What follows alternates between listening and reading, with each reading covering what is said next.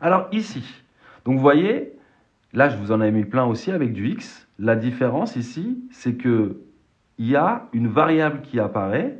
Donc à la fin, notre expression simplifiée contiendra aussi du x. Alors qu'ici, on obtenait toujours l'exponentielle d'un nombre. C'est logique parce qu'il n'y avait que des nombres partout. Donc là, l'idée, c'est quoi? C'est d'abord de tout mettre sur le même dénominateur. D'accord? Quand vous avez une expression auquel on ajoute ou on soustrait une autre expression qui s'écrit sous forme de fraction, toujours, la règle, c'est de mettre sous le même dénominateur pour avoir une expression simplifiée. Ça ne fait pas exponentielle de 12. Si, exactement, ADM. Ça, je vous ai dit, je viens de sauter une étape, d'accord?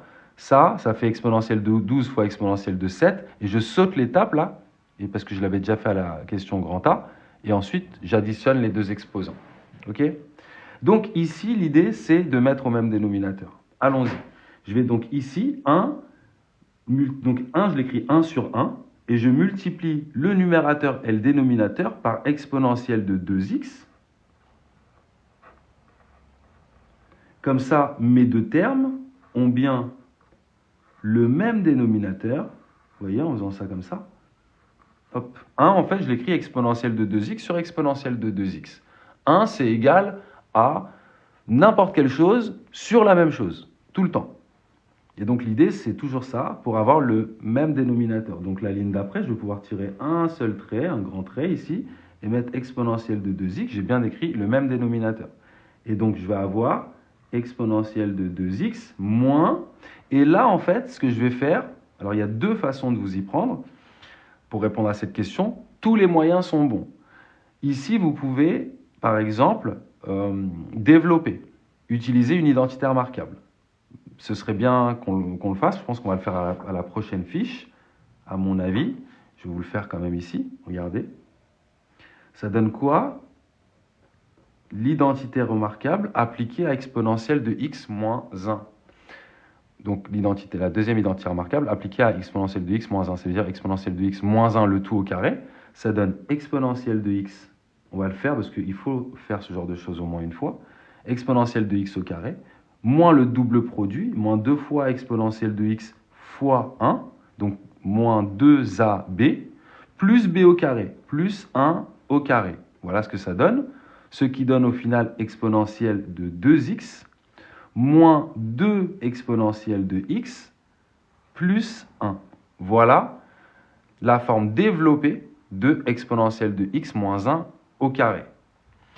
Donc, une des façons de faire, les amis, c'est ici d'ouvrir une parenthèse et d'écrire tout ce que j'ai écrit là. D'accord? Mais moi, je vais faire autrement. OK? Parce que la plupart d'entre vous, c'est ce que vous allez faire, très bien.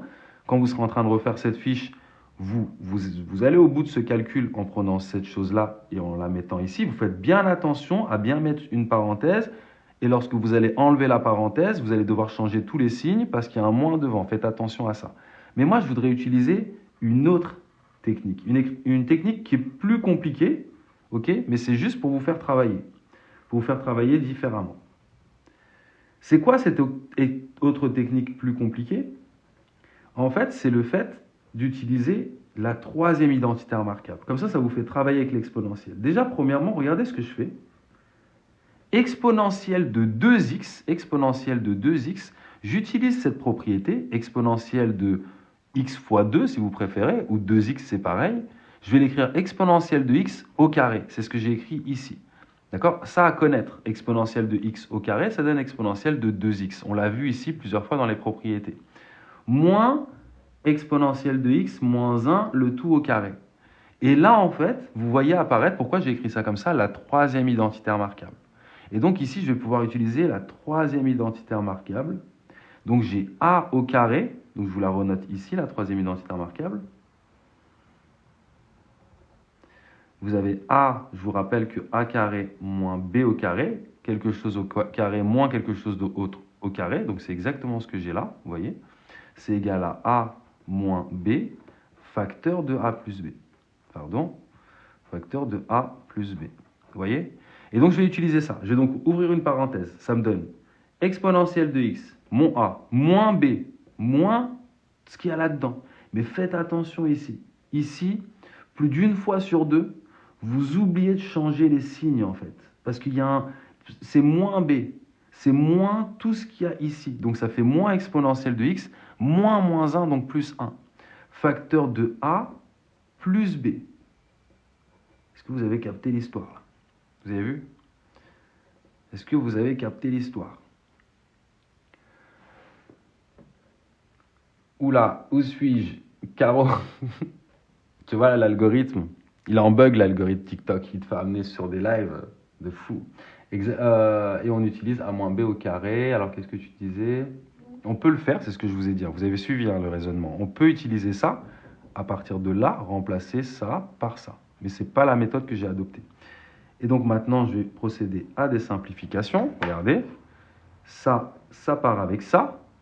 Et il ne me reste plus que exponentielle de x plus exponentielle de x, que j'aurais pu tout de suite écrire 2 exponentielles de x, bon tant pis, moins 1, voilà, parce que ça fait 1, 1 fois ça fait ça, et donc au final, il ne me reste plus que 2 exponentielle de x moins 1 sur exponentielle de 2x. Vous avez compris l'idée, hein, ce n'est pas la méthode la plus facile.